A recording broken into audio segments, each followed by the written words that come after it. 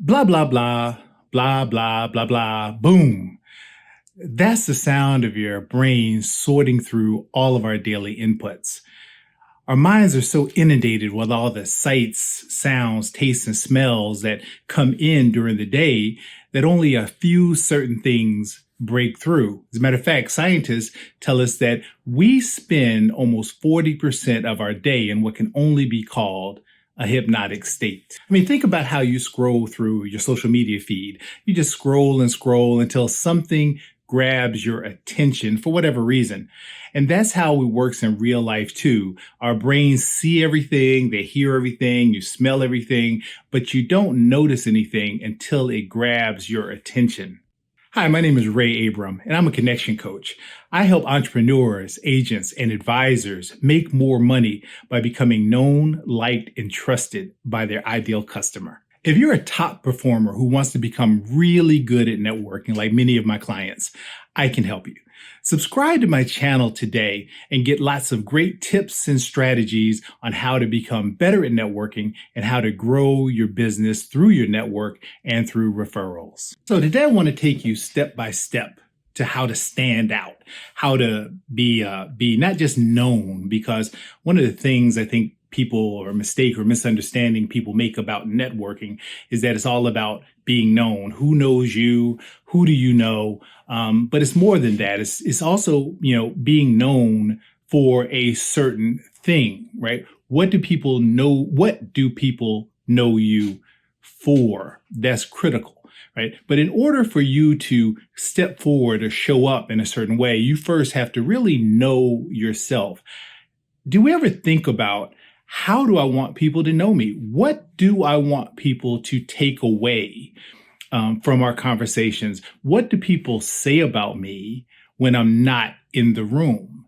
See, that's really the definition of a brand, is what hook do you maintain, or what hook do you hold on to in someone's mind when they're thinking about you? What do they think? How do they feel? There's something called mood memory. Which is really, the way people remember you is actually attached to a mood that you give them. And we've all experienced that. When we're feeling a certain way, we want to call a certain person because of the way we believe they're going to make us feel. When you see certain people walking up to you in the street, sometimes you cross the street, sometimes you reach out to that person to hug them. So you have to kind of understand that there is something called mood memory, but you have to first know yourself to understand, how you're showing up or how you want to be perceived. I have a saying that with no like and trust, no one can know, like, and trust you more than you know, like, and trust yourself. So want to talk about, what do you know about yourself? Have you ever, done some introspection, which is really important as you start your networking journey. Is understanding, who you are inside. One of the key pieces to networking is authenticity. But you can't be authentic if you don't really know who your authentic person or who you are authentically. So we want to kind of talk a little bit about that. So one of the tools I use is a core values list, and you can find those pretty much online. Just Google core values. They're just a list of words, usually about 50, 60 words. Things like security, freedom, trustworthiness, love, safety. Words like that you can say, these are the things that I value. And when you have those words and you understand what your values are, that's really, then now you can base all of your decisions on that.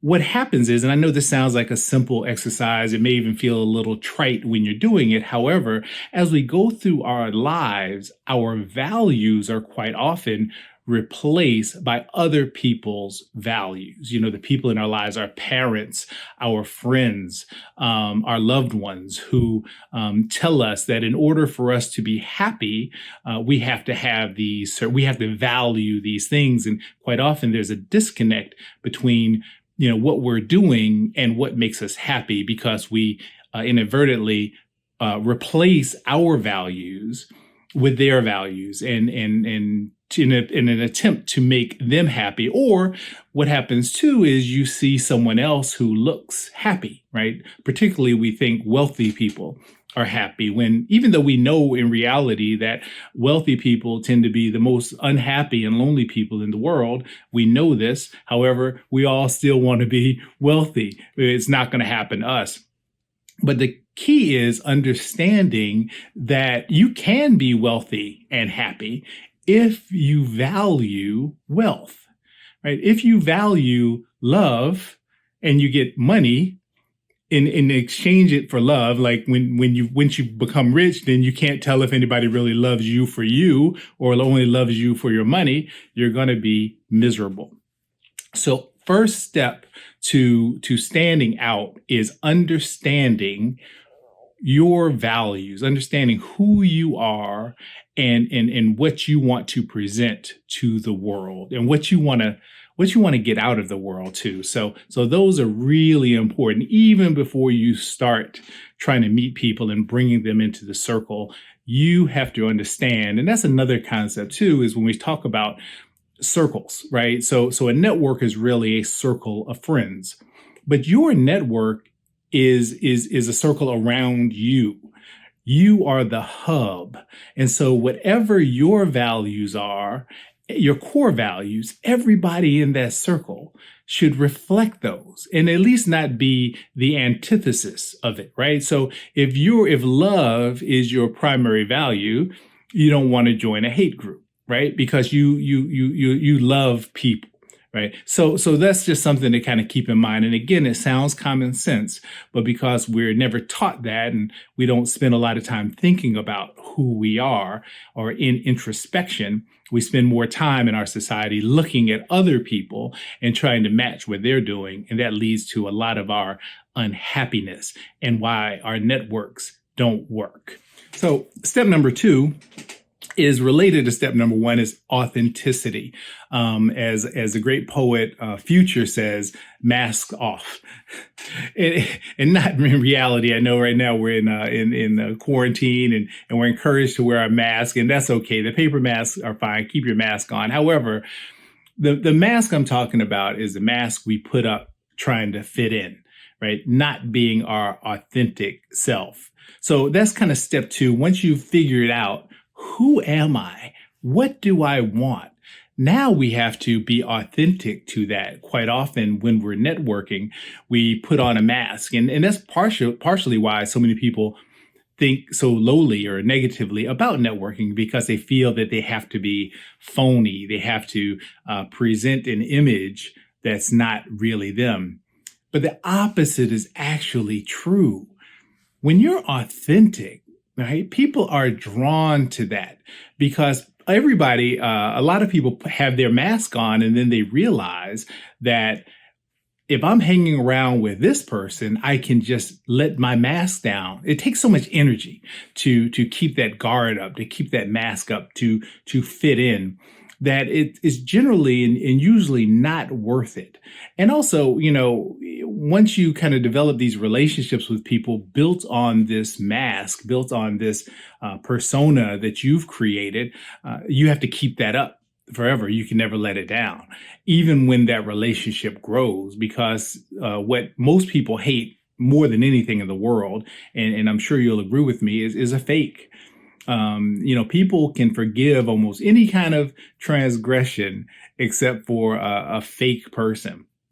So don't be fake, be authentic, keep your story real, because when you are authentic, it makes life so much easier. There's so much less you have to remember. What did I tell this person? You may see a person you haven't seen in 2 or 3 years, and now you've got to remember what you told them. So being authentic is key, and it allows you to have those conversations that you can build on, and it gives you that hook, right? It helps you stand out, because people will remember you when you're authentic. and you allow other people to be authentic with you, now you can build relationships on real conversations, on real things, and people can be comfortable being around you, right? People, whenever you try to be fake or inauthentic, quite often you send off a signal. A lot of times we believe that no one can tell what's going on inside of our minds, right? We got that hidden part in our mind, but the reality is that your face is constantly making expressions. It's something called micro expressions. You may have heard there was an old TV show called Lie to Me. True, that comes from True Science, that your face can make up to 10,000 expressions. And so everything that you're thinking is actually showing up on your face, whether you know it or not. And so by trying to fake and pretend and put this mask on, you're really not fooling anybody. And while the person you're talking to may not consciously perceive what that you're being incongruent, subconsciously they will, and they'll never really feel comfortable around you because you're trying to put on airs, or you're trying to pretend that you're something that you're not. And so don't do that. So step number 2 is be authentic. So step number 3, I think, builds on authenticity. It's confidence. Being confident is key. And when you know yourself, right, you're comfortable in your own skin, then you can be authentic. You can show up as yourself. And when you show up as yourself, you can be confident in who you are, right? So confidence is all about, being comfortable with who you are, and not worrying so much about what other people think about you. Quite often we have this hesitance to present ourselves or to feel confident around strangers because we feel we're going to be judged or shamed. And a lot of people don't like to use that word. It seems like such a strong word, but the psychologist Brené Brown actually has a really good terminology for that, and I love it. Shame, comes from a baby, right? So what happens is the reason why we feel so nervous and so afraid of being rejected when we're in a public setting comes from when we're babies, right? So when you're born, and I'll give you this little tip, and if you're in psychology or study at all, you know this, that your entire personality is formed before you can even talk. Right? So your personality comes from things that you perceive as a baby. And so if you're crying and you're not fed quickly, you may perceive that as rejection, believe it or not. And so you carry that all through your adult years, even through today. You carry a lot of the things that you perceived, whether they're true or not, those perceptions carry with you. And unfortunately, as a baby, the only power you have is to make people like you. Because if no one likes you, you will die, right? No one's going to feed you. No one's going to take care of you. No one's going to change your diaper. No one's going to make sure that you have a place to sleep if no one likes you. And so, we carry that through even as adults, so that when you're even when you're grown and you don't even have to worry about that anymore, you still carry that with you in your brain, and that's what causes that strong feeling of shame. If I mess up here, if I don't show up properly and people don't like me, that triggers a strong feeling in our bodies of we're going to be rejected. And if we're rejected, we're going to be we're not going to be fed and clothed and eaten. And so that's really where all that comes from. And so you have to kind of leave that alone. And it's easier said than done. It takes a little work to get there, but we can get there so that you can feel confident. And again, it comes down to understanding, I am who I am. And as Dr. Brown says, you are worthy. And that's so key. You are worthy of love and acceptance just as you are, with nothing else. And once you kind of own that, right, then that authenticity comes through, right? Because who you are, if you own 13 cats, if do things that most people would think are strange, own it. Be it. This is who you are. And when you get comfortable with that, you don't have to be afraid of anybody finding out your secret. Right now, if it's something that's going to get you arrested, or actually in trouble, maybe keep that to yourself or find a way to remove that from your life. You can change if there's something that's blocking you from human connection. And a lot of times what blocks us from human connection is we're afraid that people are going to find out who we really are. We're afraid to ask questions because if we ask the questions that will lead to close relationships, we'll also have to answer questions. And we don't want anybody to know our stuff because we're ashamed of our stuff. So you have to kind of either fix your stuff, or get comfortable with your stuff. Hiding it is not the solution, because that's what blocks us. We're hiding our stuff, and that keeps us from connecting with people. So know your stuff, and that goes back to step number 1. Understand your stuff, right? Show your stuff, but in order to show your stuff, you have to be comfortable with it, or you have to fix it if you can't get comfortable with it. So that's where your confidence comes in. When you know yourself, when you're authentic, and then you can walk into a room confident that people may like you, people may not, but either way, you're good with it.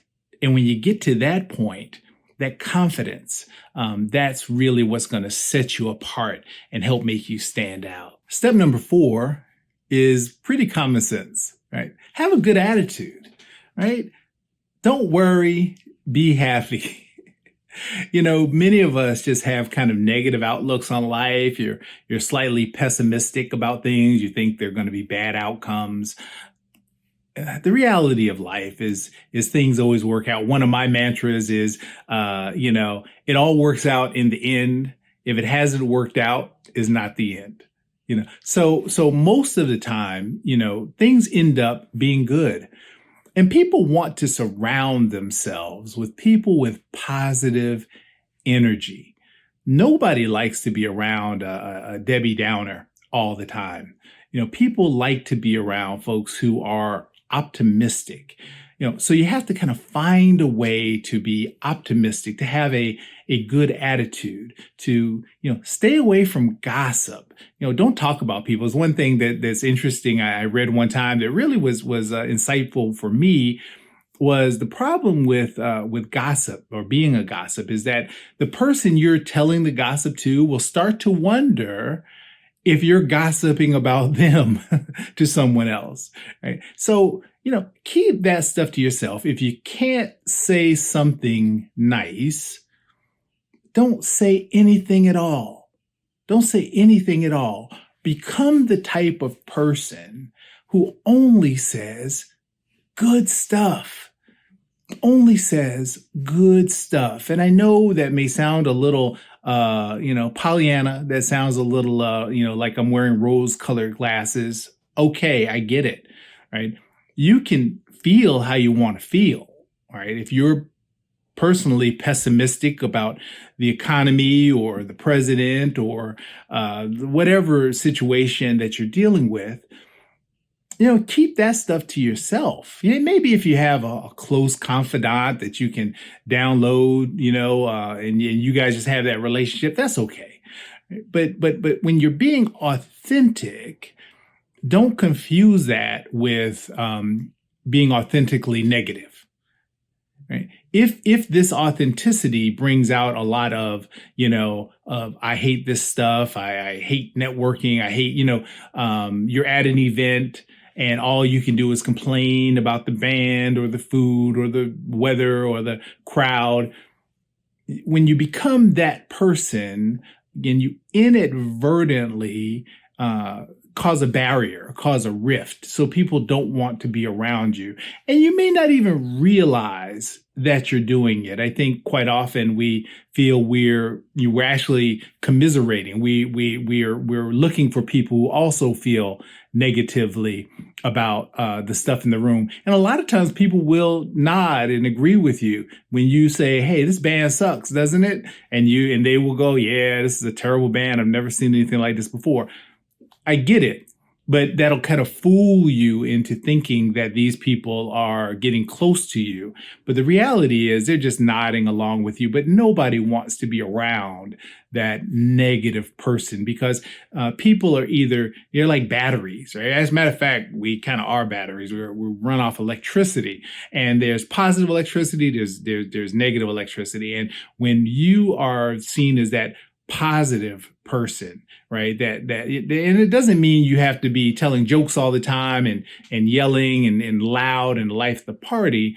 It just means that you just have a better outlook on life, on the way things are going to work out. And people want to have that around because that fills them, that gives them energy, right? But when you're negative and you're gossiping and you're pulling people or saying bad things about situations, you're draining people's energy. And so keep a good attitude, a positive attitude. Find a way amongst and in the midst of all this negativity, find a way to say good things. Find a way to compliment people. Find a way to be grateful, to have gratitude. And that kind of actually leads me to on a side note, gratitude journals. If you don't have one, extremely helpful. There's so much in life that you can be grateful for, and simply being grateful for what you have can completely change your attitude. Part of why many of us have bad attitudes or negative outlooks on life is coming from a space of ungratefulness. And when you have that gratitude, it makes it so much easier to be positive and approach life better. Well, step number 5 is dress for success, whatever that means to you. That does not necessarily mean a three-piece suit. That does not necessarily mean a overcoat or a $5,000 dress or or a name brand, whatever. You can be comfortable and still look successful. What I always advise is maybe dress one step up from the event that you're at. However, if being extremely well dressed is part of your brand, if you like that and you feel comfortable, then do that. That's okay. Part of standing out is also, what you're doing is you're creating a personal brand. And so, there are certain items that you like, that you are naturally drawn to, that you feel comfortable in, that you feel confident in, that reflect who you are authentically. It reflects your authentic self. And wear that, and be known for that, because what you're doing is, if you notice, it's almost like a commercial. Whenever you go out in public or whenever you're on video, it's like a commercial where people remember you, and sometimes they'll see you from a distance, and if they remember a certain style of dress. So it's about consistency more than it is about flair or fashion sense. Whatever your style is, be consistent with that style as much as you can, as much as is reasonable. Maybe it's a certain color that you look good in, kind of always wear something with that color. Maybe it's a hat or a jacket or whatever it is that kind of stands out a little bit. It can give you that a little oomph in when people see you, even from a distance, they'll know who you are. And it helps with this personal branding. I think about the commercials you see on television. I think of a Target commercial. I know a Target commercial even before I see the name or the logo. I know that color. I know here in Georgia, we have a restaurant called grocery store called Publix.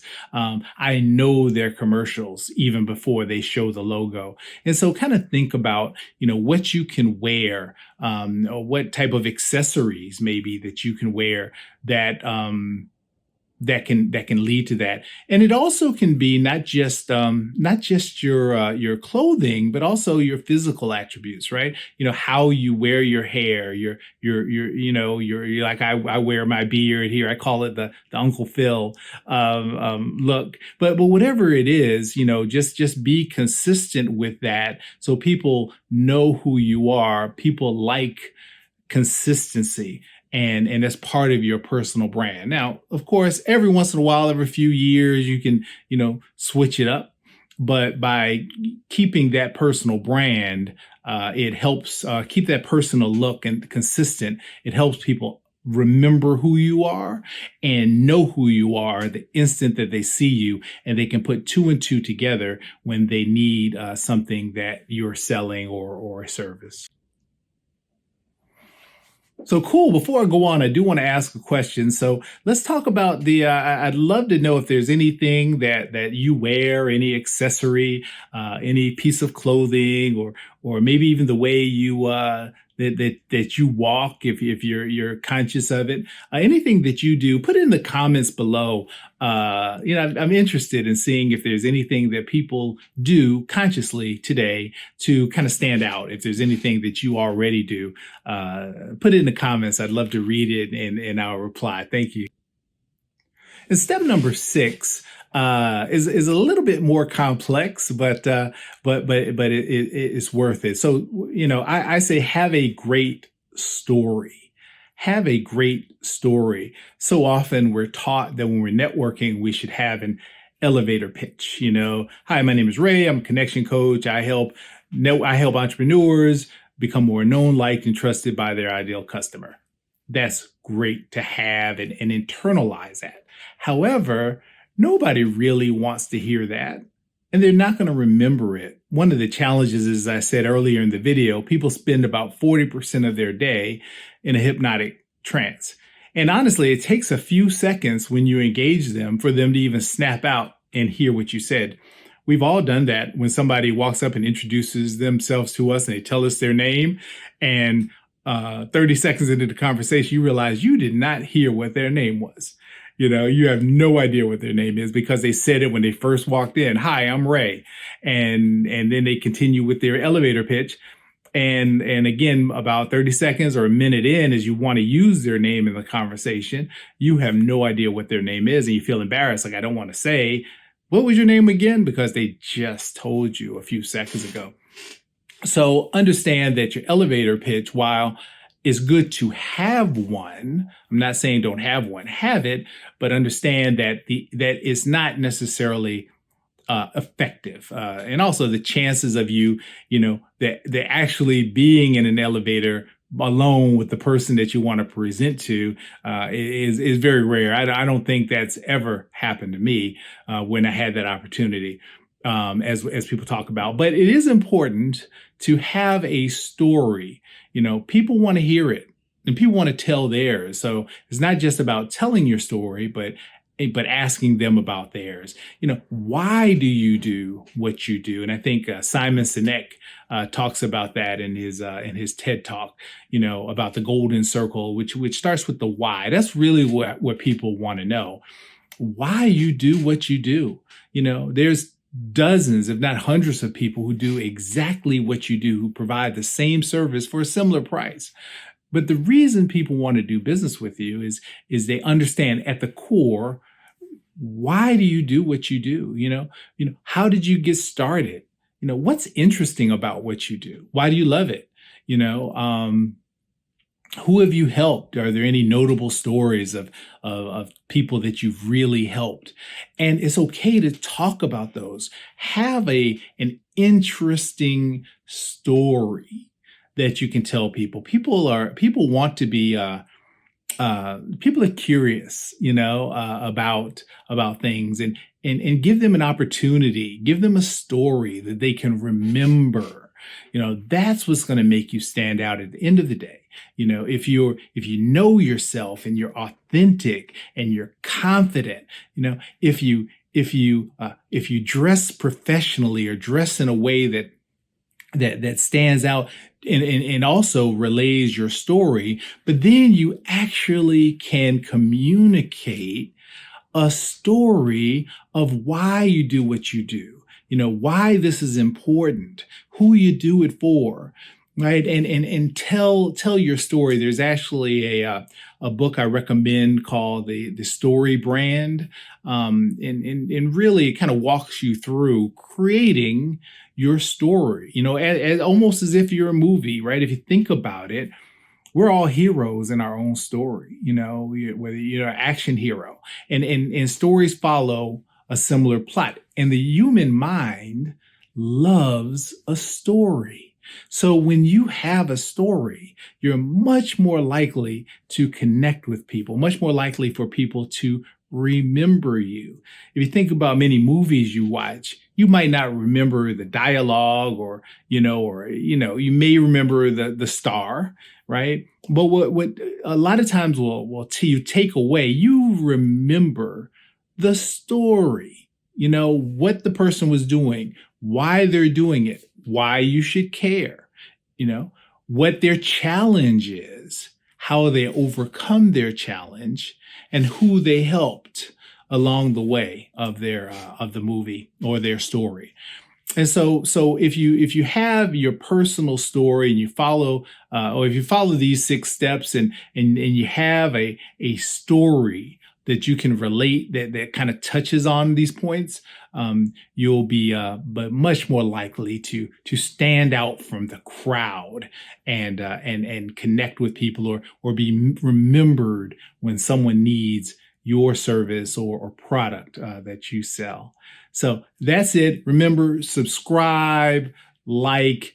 I'll be giving these strategies and tips over the next few weeks.